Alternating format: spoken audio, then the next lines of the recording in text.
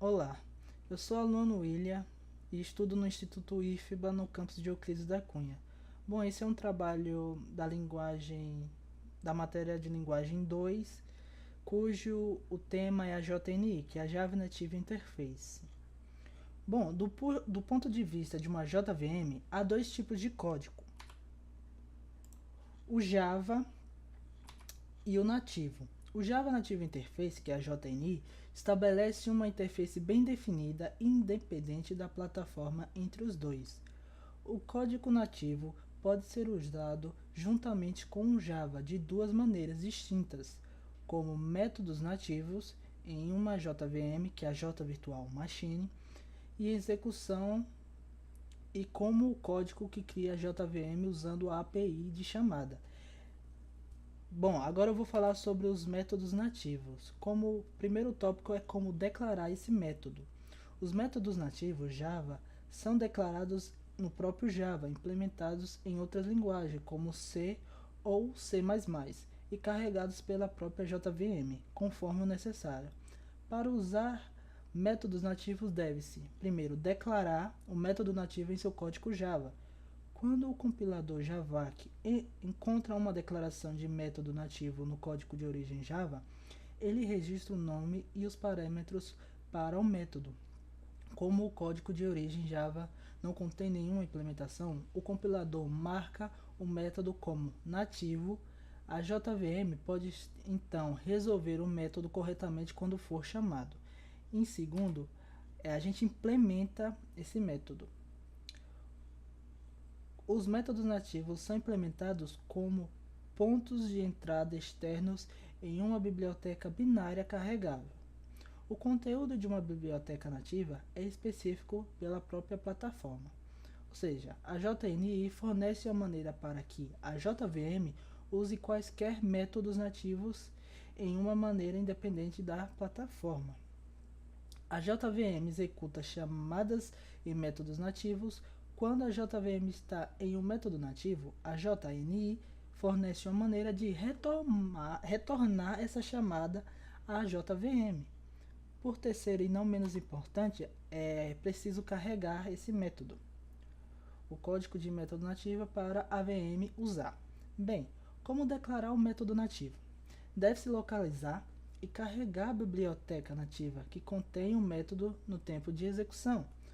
Duas interfaces Java carregam bibliotecas nativas, que é a java.lang.system.load e a java.lang.system.loadLibrary. Geralmente, uma classe que declara métodos nativos carrega a biblioteca nativa em seu inicializador estático.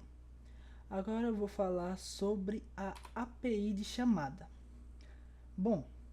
A API de chamada é a criação de uma JVM que envolve um código nativo. O aspecto da JNI usada para esse propósito é chamada de API de chamada da JNI. Para usar a API de chamada, você se liga a uma biblioteca compartilhada específica na implementação, de forma estática ou de forma dinâmica. Chama as funções JNI underline asterisco que ela exporta. Agora vamos falar sobre a especificação e implementação da JNI. A especificação da JNI é vaga, não tem muito detalhes selecionados de implementação. Ela fornece uma estrutura reutilizável para interfaces nativas em C ou em C++, simples e extensível. O modelo da JNI também é a base para a especificação da JVM-TI. A especificação da marca registrada Oracle Corporation e a Java Compatibility Kit, que é a JCK, asseguram conformidade com as especificações, mas não com a implementação. O código nativo deve estar em conformidade com a especificação e não com a implementação. O código gravado com relação ao comportamento não especificado está fadado a problemas de portabilidade e compatibilidade com versões mais recentes. Agora eu vou falar sobre manipulando exceções da JNI. Exceções fornecem uma maneira de tratar de erros em seu aplicativo Java. Tem uma estratégia clara e consistente para a manipulação de exceções, mas o código C e em C++ não. Portanto, a Java JNI não emite uma exceção ao detectar uma falha. A JNI não sabe como ou mesmo se o código nativo de um aplicativo pode tratá-la. A especificação de uma JNI requer que exceções sejam adiadas. É responsabilidade do código nativo para verificar se uma exceção ocorreu ou não. Um conjunto de APIs da JNI é fornecido para esse propósito. Uma função JNI com um código de retorno sempre configura um erro se uma exceção estiver pendente. Não é necessário verificar exceções se uma função JNI retornar sucesso, se ela for bem sucedida, mas deve-se verificar a ocorrência de uma exceção em caso de erro. Se acontecer um erro, deve ser verificado. Se você não verificar, na próxima vez que passar pela JNI, o código da JNI detectará uma exceção pendente e emitirá a mesma. Uma exceção pode ser difícil para depurar se for emitida posteriormente e possivelmente em um ponto diferente no código do ponto no qual foi criado. Uma nota sobre a manipulação de exceções: a função JNI, Exception Check, é uma maneira mais ideal de realizar verificações de exceção do que a chamada Exception Occurred, pois a chamada Exception Occurred precisa criar uma referência local. Agora a gente vai falar sobre a sincronização. Bom, a sincronização, ao obter elementos de matriz por meio de uma chamada get, tipo get que é maior que tipo, que é menor que a higher elements, deve-se pensar em sincronização. Se os dados estiverem fixados ou não, duas entidades são envolvidas no acesso aos dados, que são elas: o código Java, no qual a entidade de dados é declarada e usada, e o código nativo, que acessa os dados por meio da própria JNI. Essas duas entidades são provavelmente encadeamentos separados. Nesse caso, a disputa ocorre. Considere o seguinte cenário em uma implementação de cópia da JNI. Bom, em primeiro, um programa Java cria uma matriz grande e preenche a mesma parcialmente com dados. Segundo, o programa Java chama a função de gravação nativa para gravar os dados em um socket. Terceiro, a JNI nativa que implementa o write chama o getByte a higher elements. O getByte a higher elements copia o conteúdo da matriz para o buffer, retorna o mesmo à nativa. A JNI nativa inicia a gravação de uma região do buffer para o socket.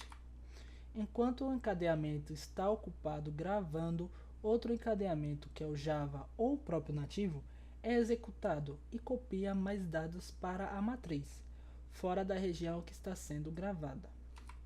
Sétimo tópico: a JNI nativa conclui a gravação da região do socket. E em oitavo lugar, a JNI native chama o releaseByte a higher elements com o modo 0 para indicar que concluiu sua operação com a matriz. E em nono, a VM, vendo o modo 0, copia de volta todo o conteúdo do buffer para a matriz e subscreve os dados que foram gravados pelo segundo encadeamento. Bom, agora continuando sobre a sincronização. Nesse cenário específico desses tópicos, o código funciona como uma JVM de fixação. Como cada encadeamento grava somente seu próprio bit dos dados, o sinalizador MOD é ignorado. Não ocorre nenhuma disputa. Esse cenário é outro exemplo de como o código que não é gravado estritamente funciona como implementação da JVM e não com outra. Apesar desse cenário envolver uma cópia de elementos da matriz, dados fixados também podem ser corrompidos quando dois encadeamentos acessam os mesmos ao mesmo tempo.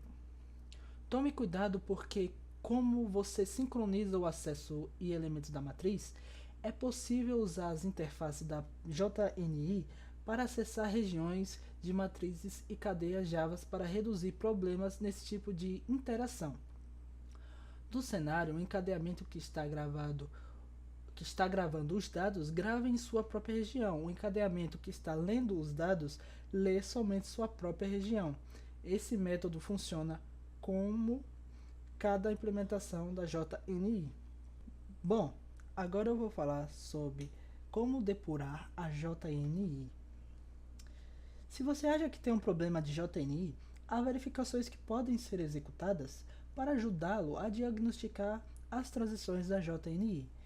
Erros no código da JNI podem ocorrer de diversas maneiras, como por exemplo, o programa trava durante a execução de um método nativo. Isso é muito comum de se acontecer no código de JNI.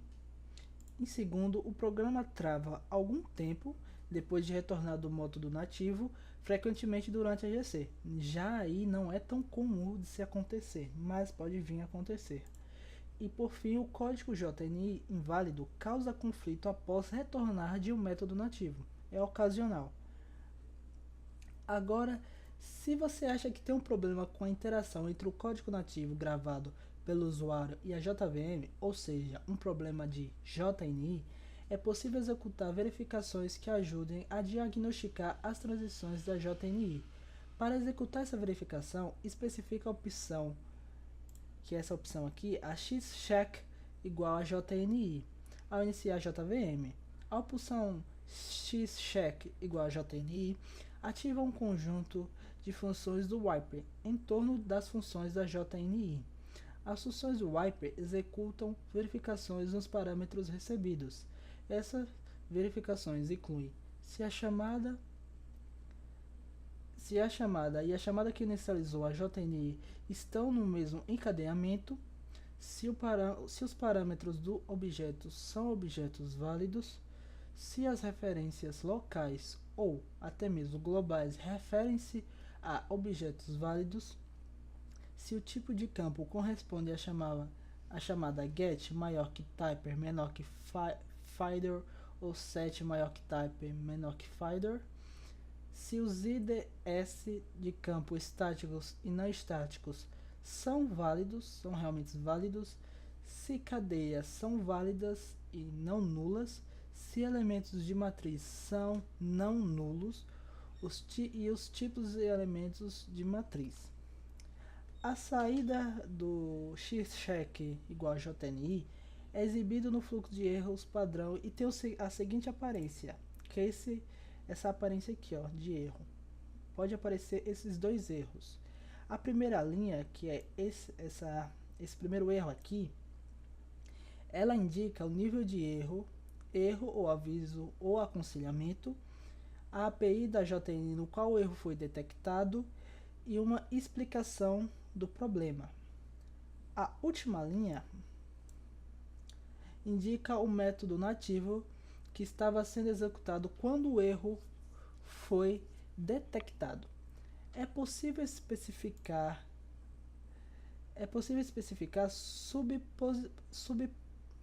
subopções adicionais usando o xcheck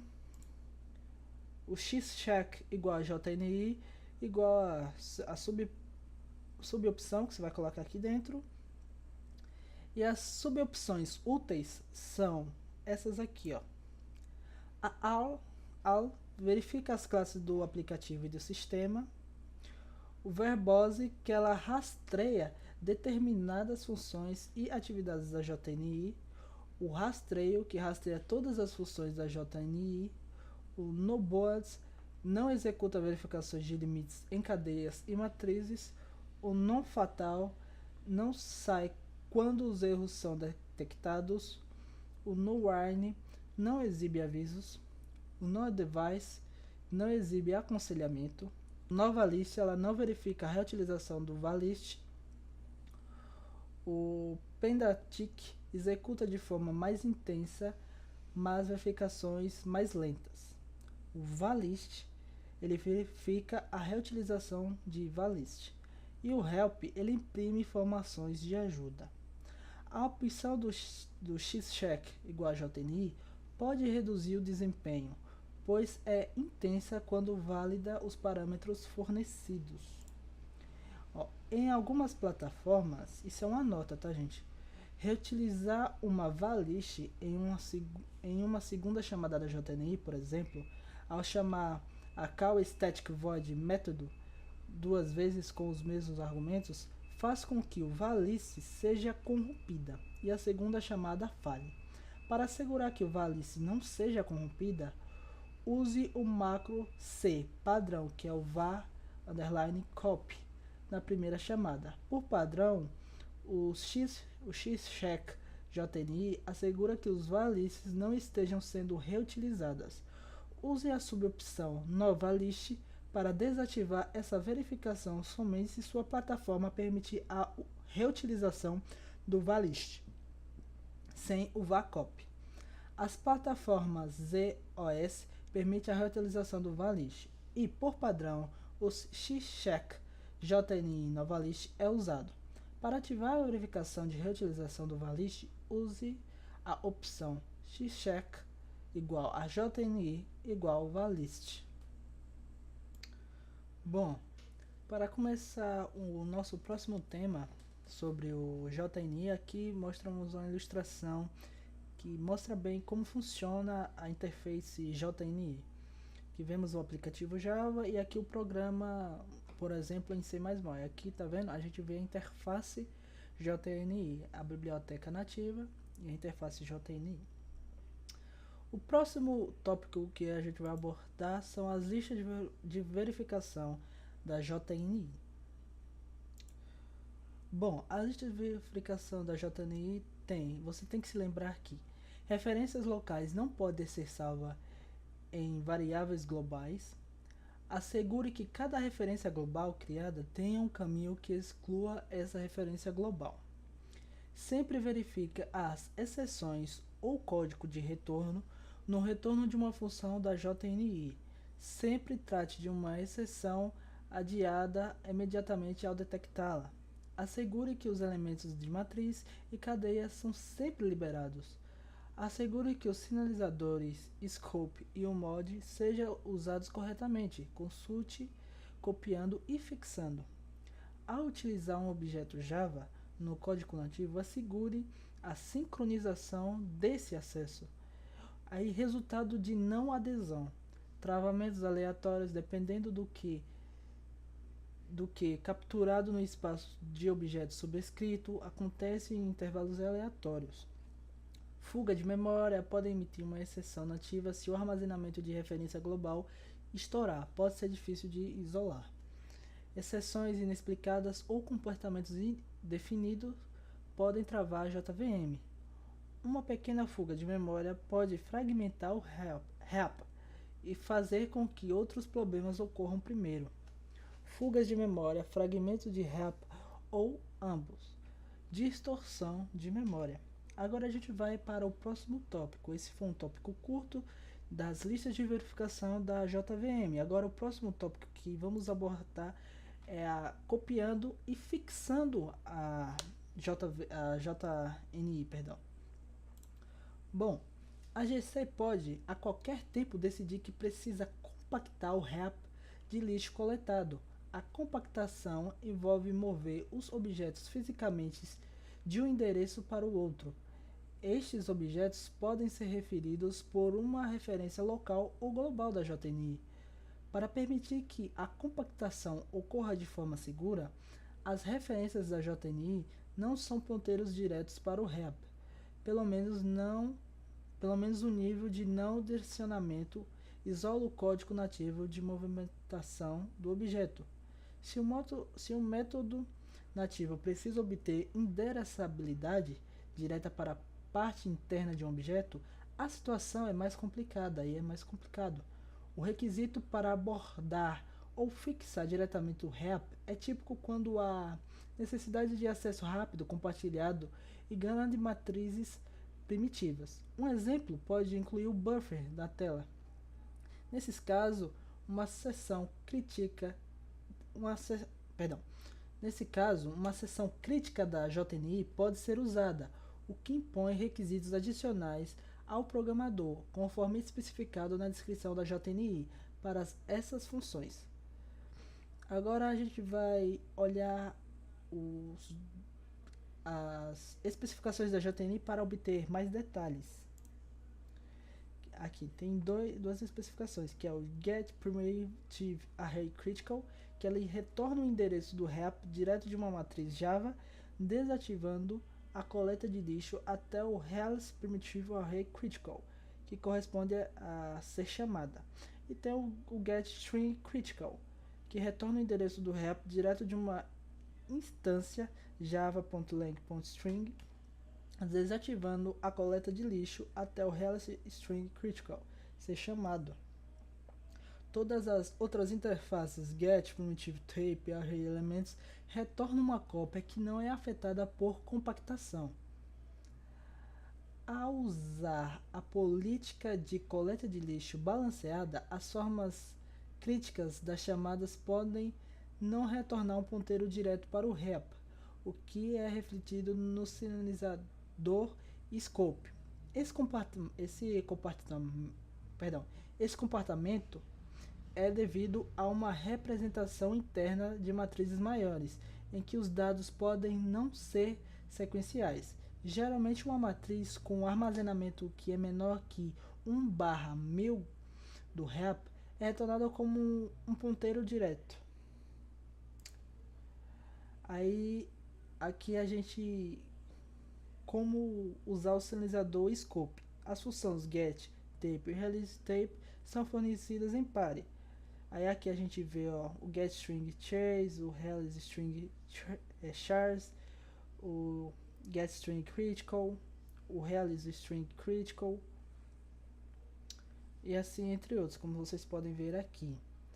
Se você passar um endereço não nulo como parâmetro de scope, a função da JNI configura o valor de boolean nesse endereço para JNI true. Se o endereço retornado for o endereço de uma cópia dos elementos da matriz e o JNI false se o endereço apontar diretamente para o objeto fixado no REAP, exceto para funções críticas. A J9VM sempre retorna uma cópia. A cópia diminui o peso da GC, pois objetos fixados não podem ser compactados e complicam a desfragmentação. Para evitar fugas, deve-se gerenciar a memória da cópia usando as funções get tape region e set tape region e assegurar a liberação de cópias feitas por uma função getTyper chamado a função releaseType, correspondente quando a cópia não for mais necessária. Agora, usando o sinalizador mode. Ao chamar a releaseTape array elements, o último parâmetro é o sinalizador mode. O sinalizador mode é usado para evitar cópias desnecessárias para o REAP Java ou trabalhar com a matriz copiada. O sinalizador mode é ignorado se você estiver trabalhando com uma matriz que foi fixada. O releaseTape deve ser chamado uma vez para cada chamada getType, independentemente do valor do parâmetro do scope. Esta etapa é necessária pois chama o releaseTape, exclui as referências locais da JNI, que, caso contrário, podem evitar coleta de lixo. As possíveis configurações do sinalizador mod são, aí a gente vê aqui, que é o 0, que atualiza os dados do REAP Java e libera o espaço usado pela cópia. A JNI Commit, que atualiza os dados no REAP Java e não libera o espaço usado pela cópia. E o JNI abort, que não utiliza os dados do REAP Java e libera o espaço usado pela cópia. O sinalizador de modo 0 é a opção mais segura para a chamada realize tipo, que é o type. Se a cópia dos dados tiver sido alterada ou não, o REAP é atualizado com a cópia e não há nenhuma fuga. Para evitar a necessidade de cópia novamente, uma cópia inalterada usa o valor do modo GNI abort. Se alterar a matriz retornada, selecione o sinalizador Scope antes de usar o valor de modo JNI abort.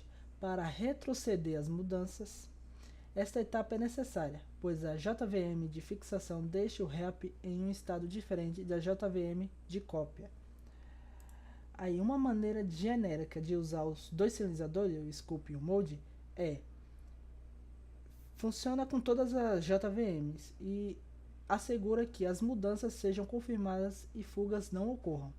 Para usar os sinalizadores de maneira genérica, assegura que você não use o sinalizador Scope que passe nulo ou zero.